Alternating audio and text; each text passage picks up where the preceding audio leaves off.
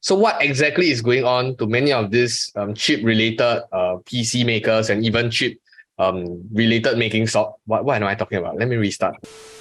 Apple's 40% plunge in PC shipment is steepest among major computer makers. So I think in every investor's mind currently, specifically for those in the hardware business and also the chip making companies, what exactly is going on? So we are going to discuss a few of the main players in the industry, namely Apple and also Taiwan Semiconductor. And as you guys, or for some of you who don't know, actually one of the biggest Taiwan semiconductor bull here in this call is actually Bunti. So I think before we begin, of course, remember to gently click that cute little like button before on your way out. And I think just to get the ball rolling, Bunti, maybe you want to share a little bit on what's exactly going on with Apple and what's the second or maybe third order impact on all these chip making companies. Yeah, over the past 1 week, I think there's a couple of news that came up. The one that Chicken you just mentioned is there's this IDC statistics report that shows that the PC shipment has came down quite a lot. I think the numbers, I'm quoting it out on my head here because I'm not looking at the chart. It's about like 40% drop. I think Apple dropped a lot. And then other PC makers also drop about 30 to 40%. So it's a very significant drop in a 1 year time. We're talking about like almost half of the sales gone if you compare against last year.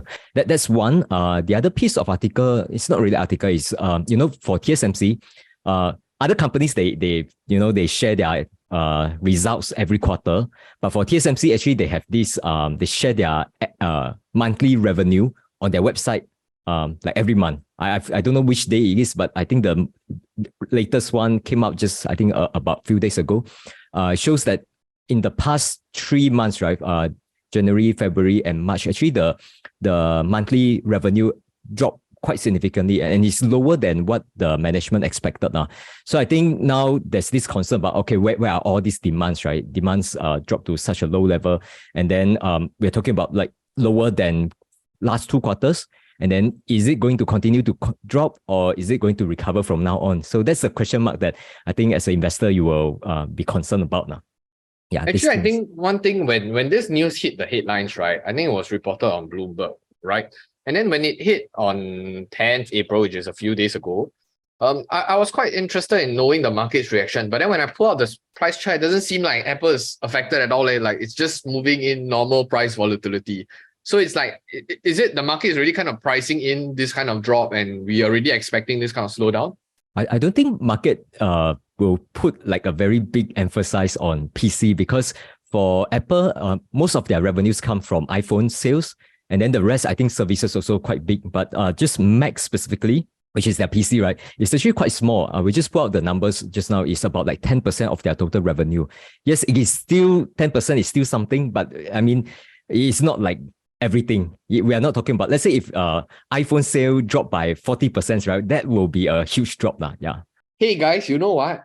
What? Your stock 10x? Not yet lah. But Webull is now giving out free shares when you sign up. Yeah, the brokers also giving out free shares. What? But Webull is different leh. For Webull, you just need to fund any amount to get up to 5 free shares for now. Wow, any amount? Yes, any amount. Just fund $1 also can. Then you'll get up to 5 free stocks worth up to $500 there.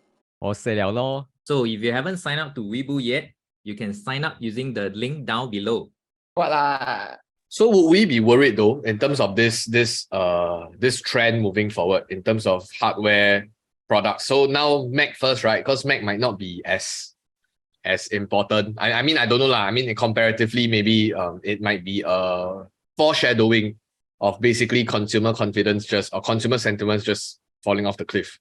As people spend lesser and lesser, they tighten their purse strings, and the air quotes recession everybody keep talking about recession since 2022, right? What's your own personal expectations on this kind of sales in hardware, the hardware area? For me, I think very hard to guess. We are talking about macroeconomics already when you talk about recession. So I think it's good to pass to Kelvin and Eric to let them comment on what's the sense in terms of macroeconomic. Do you think recession will come? I think maybe just a disclaimer also before Eric or Kelvin reply, right? Do you guys have any position in any of the names that we talked about first, and then your opinion on all this demand dropping, this chips revenue coming in, missing estimates and stuff like that? Same as Bunti, right? I don't really know macroeconomics, like what is really going to happen. Like, recession come, then so what? Because yesterday I was just watching Adam Khoo's video, right? He showed this chart where the corporate earnings will basically keep dropping, but the stock market will actually bottom out and rebound maybe about like 6 to 9 months before the corporate earnings stop dropping. So I think this has always been the case in the past. Then I think future most likely will be like that also. Like as in the market will kind of predict the turnaround and bottom out even before we know about it. So even as you see the corporate earnings continue to deteriorate due to the recession and all that, right? But market will be like pricing in and going further up, starting to go back up even before all your corporate earnings start to turn around. That part I quite agree with that, because as a novice investor last time, right, I always think that how come the company result all so bad, then the stock market going up? Yeah, stock market illogical lah. But what I didn't realize is that it's already pricing it in advance, right? They already know that okay, 9 months, 6 months down the road, the market will start picking up again, the economy. So they are buying it in advance. So by the time you realize, oh, corporate earnings is bottoming out, going to turn around, then you want to buy back in, the stock price already went up 100%. So it's that kind of thing. You must kind of see the big picture also. Yeah, I think from the TA aspect, right, which I think you all will say astrology, yeah, but the TA aspect is all the moving averages have turned up already. All. Like even the 200-day also start turning up. So it's like everything is turning up, then you are still saying So that is it time to all in? I mean, it was time all in like last December, which I was already late by 2 months. Adam Khoo called it in October. You remember only in December then I said, I'm a bullish. Yeah, but now it's a little bit like the train is gone like to City Hall already. You still want to try and get on. Yeah, can get on, but it's like you manage your expectation, or you won't get like the double bagger anytime soon. I think generally we were discussing about, because now we are looking specifically in the chip industry and some of these hardware making companies, maybe like Apple, even you can put in TSMC, Nvidia and stuff like that. Like what are the further impacts that you are expecting, and yeah, just your general thoughts For on this. chip, definitely I'm nowhere near Wendy level of expert lah. But I can comment on Apple's short-term future lah. So again, let me share my screen. Oh yeah. So this is Apple's revenue by quarter. The blue part is their iPhone lah. iPhone sales have mostly been very stable past few years. The real thing that's growing is their services, the services lah, the orange line. Then as Bundi mentioned just now, the Mac is just a small line lah. It's very stable, so nothing has changed. So this drop, I don't think it matters too much lah, because it's too small of a pie. And besides, everyone needs Apple after their old Apple dies few years later. So this will be a constant revenue generation thing. Then as for Apple's cash on hand, they are still quite good. 51 billion cash on hand. So quite safe lah. But the thing that I'm more interested in Apple is their AI thing lah. So last year there was the whole metaverse thing going on, right? Then Facebook going all into metaverse. I think spending how many $billion on metaverse. Then Apple was actually quite quiet on this whole metaverse thing. It seems like Apple is working on the AI thing already lah. So this year is the whole year is everyone is talking about AI ma. They are reportedly experimenting with language generating AI. So I think from now on, the part that will get even bigger will be services. Then all the hardware sales, like the chip, all these things, I don't think it will matter too much from now on. Because iPhone sales is dead, Mac is flat line, iPad flat line. The real thing is the AI that will be going on in the future. So I think don't look too deep into this short-term trend that the chip is going down. Look at the bigger picture. Every company now is doing like an AI arms race, like Google, Bing, even Apple. Apple is quietly doing they are not announcing anything yet, but definitely they are in this whole thing because it's a very, very big pie. I think one issue, or at least One very interesting, I'm not gonna name names lah, but I think we were circulating around like videos and commentaries around many of these stocks that we kind of own, right? Whether is it by passive investing via an index or actively picking them out. I do acknowledge that fact as well, meaning that when we look at a few of these chip making companies, whether is it because of the AI hype, whether is it because of flight to safety, where they are a lot more defensive, a lot more resilient in terms of the cyclicalities. So you have companies like Apple, you have companies like Nvidia. Objectively speaking, you look at it from a historical valuation perspective, you look at its P/E ratio, you look at price to book, price to sales. I think they're generally on a much higher side, like higher, like I think it's in the 100 times PE kind of high side. I mean, as a growth investor, maybe it's quite normal, but because the growth rates are high, so it compresses very quickly. But then, like we talk about, right, we're going to go into a recession and then earnings slow down, growth rates slow down and stuff like that. Do they really still kind of justify those kind of like very, very crazy high PEs, or will we kind of come back down to earth again, especially when there's the interest rate thing again, like increased interest rates like gravity to equity valuations, etc., etc. So I just wanted to hear from the biggest bull first, because Buddhi is a bull, very, very big bull on Nvidia, both Nvidia and TSMC. Just for context, are very big bulls. None of my positions is more than 20% of my portfolio. They are all like at the highest one is 10+%. But come to the to answer your questions, like the PE of over 100. I think the best example is Nvidia. Sometimes I also thought about it, right? Whether it makes sense to hold a companies that is like, okay, above more than 100 PE, which is very expensive. I do agree on that. It's just that I also want to ask, like, what are the reason investor pay so much for such a company? You can say that all this is just hype. Everyone talk about like large language model, ChatGPT.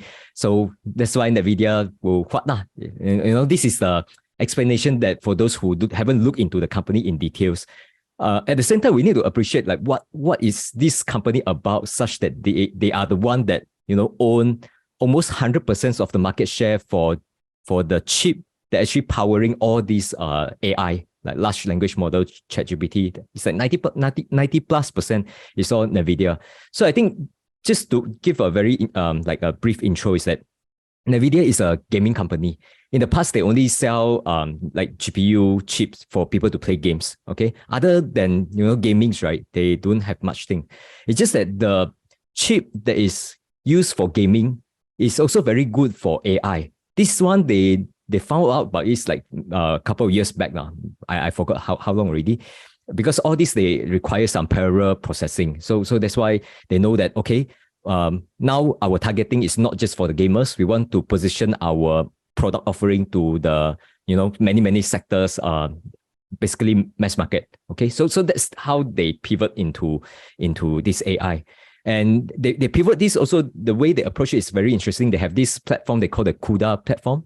I think that platform is just that, okay, they have all this library and basically they work on the software side to make sure that anyone who bought into the Nvidia GPU, they have all the, existing library that can help them run their model to serve as the AI, the platform for the AI. So I think this is a very simple explanation of, okay, this is how they're going to approach the market. And they have been in this for many, many years before the AI thing become a thing. AI just become very hot because of the ChatGPT, right? So they are actually in this for many years already. Yeah. In fact, when I invested, I also invested because I know that all this, what they call the accelerated computing, will actually power most of the demand in the future. So, yeah. So I think you haven't really answered the question that you posted out, right? Like you ask yourself, at 100+ PE, yep, does it really make sense to? So you talk about the business aspect, right? So yep, circling back to, does it make sense, or what's our decision making framework? Yeah, I would say, to me, of course, it makes sense. If not, I should have sold them long ago, right? Why investor willing to pay high price? Two things, right? Number one is growth. Like we are talking about like areas which is like almost not existing. Not existent as of now, because all these AI chips, right? They just started out like exploding now. So you don't know how big is this market. So they are growing at very, very high rate. So one is that now. Okay, second one is actually the monopoly. So when you have a growing area where there's only one market, one player that dominate the entire space, right? So usually investor is willing to pay a very high price because they know that, okay, they are going to be dominant. Then the next question is that how much confidence you have that Nvidia is going to dominate? Were there any other companies that will come in and eat their pie or not? That's also something that you need to consider. And I would say that, let's say, take Nvidia as an example, right? Yes, growing for sure. And secondly, dominate the market also. I don't see second companies that are able to challenge them because of how they've been working on this for many years already. Yeah. So now you were mentioning about the few hundred times PE ratio thing. Then everyone is expecting a recession that's going to come on, right? This whole recession talk partly came from the whole yield curve inversion thing that's going on right now. And it seems like it's going deeper and deeper. But my theory is that it's very similar to back in 2020, where the unemployment rate, right, suddenly went from like 3-4% straight away all the way to 13-14% at unemployment rate. So the reason it jumped so high because unemployment rate was so low and there's a big number coming in. So there was a very, very big jump. This whole yield curve inversion thing, it feels the same way also. So the government is raising the rates very fast. Then the whole short-term yield is going up. So everyone is suddenly piling into the short-term yield because the market is not doing well. So where else can you earn from your investment, from your money? So bonds was the logical choice. So everyone was piling in back then. So this caused the yield curve inversion to keep deepening. And if you can get a like 4% yield on a short-term bond, why not, right? So everyone just did that. So that's why this yield curve inversion thing is going on. And I don't think it signals that a recession is coming because all the data is showing that it's not coming. Unemployment rate remains low. The GDP, their forecast is not going down too much. It's going down a bit only. Home price is going down. It's just back to the normal mean reversion thing. So in that case, I think that the recession will not happen. Even if it happens, it won't be as bad as in the past. So I don't think Nvidia will crash anytime soon. That's my prediction. Yeah, I think the macro things is really affecting those companies that is very, very dominant, very big already. But I think Nvidia, although we are saying that they are very big in specifically AI, but actually in terms of their current size, right? If you look at their revenue earnings, isn't that big. And also the PE blows up because I think over the past, let's say 2 or 3 quarters, their result actually dropped quite a lot because of the entire chip things crashing down. Like crypto also affected their results. So that's why earnings drop a lot and PE blows up, right? So that's one explanation. But I want to comment on the yield curve inversion that you just mentioned. I think in the past, yield curve inversions is always something like a good signal to predict that recession is coming. It's also because, imagine, right, the yield curve invert. So let's say if you can put 1 year, you save, let's say you get 5%, but invest in 20 years, you only get, let's say 2.5. Then why do you want to like put your money stuck in a longer dated bonds and get a lower returns? So the only explanations that make these things make sense is that actually it makes sense because if you're able to lock in for longer, right, you actually, because the market is bad, like that's why people want to save their money into long dated bonds and they are expecting the yield will drop later. So they lock in first. So that's the explanations, like make these entire things make sense.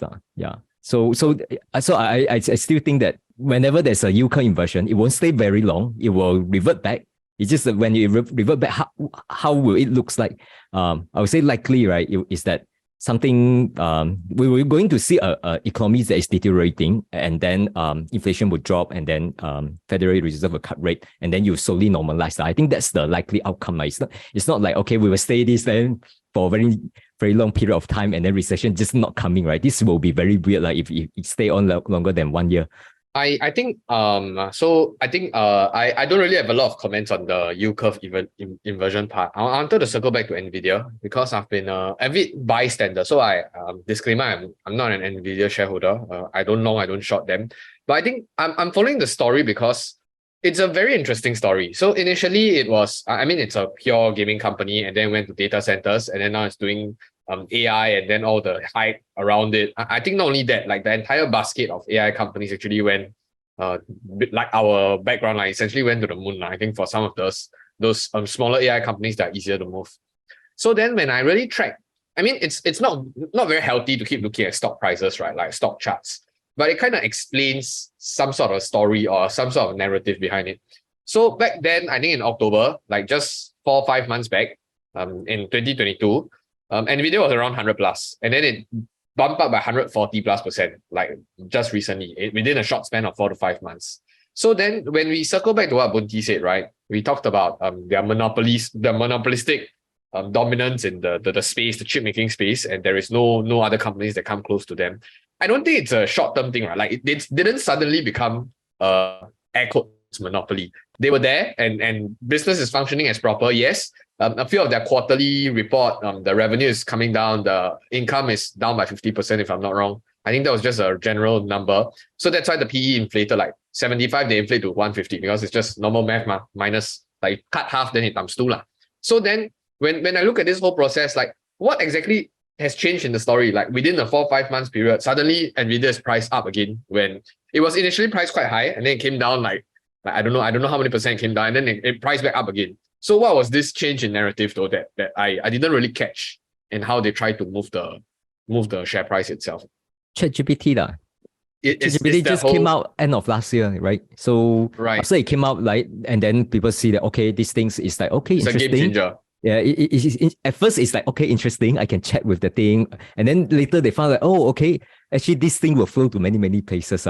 Essentially, they will replace quite a number of jobs because everyone every companies that have data will need these things to help running their large language models. So I think there will be huge demand. Not talking about like 1 year suddenly demand just spiked out. Talking about like okay, these things just project 5 years forward, right?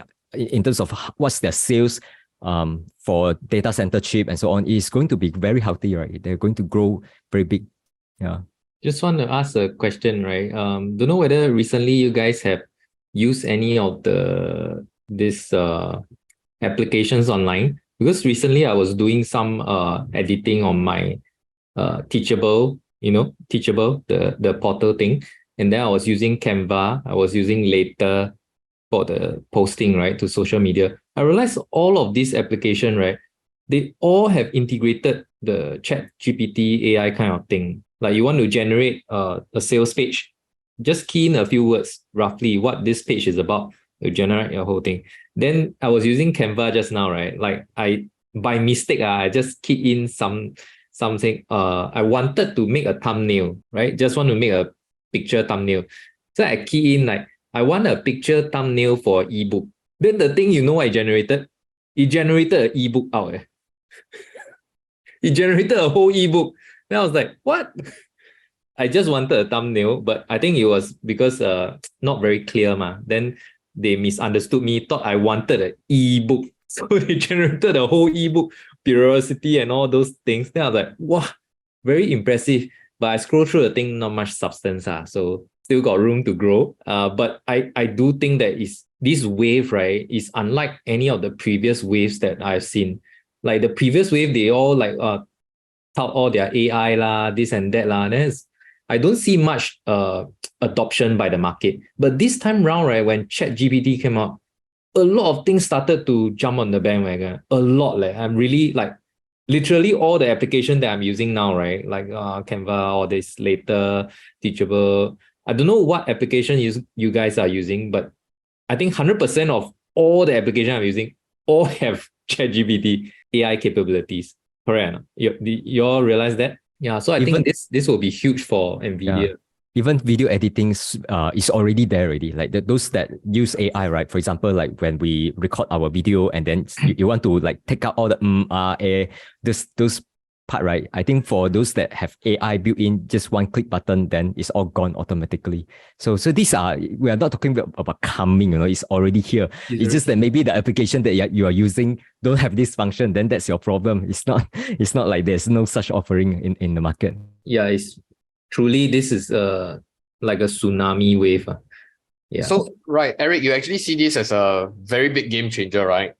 So will this be will Nvidia be on your watch list, or is it already in your portfolio, given that you are so bullish and optimistic about this entire space? Yeah, I didn't say I was bullish. I was just saying. Was my interpretation wrong? Yeah. This is like a very big wave. I'm I haven't really thought about investing in Nvidia yet. No plans to actually, because I'm more focused on I'm more on the consumer side. Like, how do I make use of this to leverage? Like, how do I make content?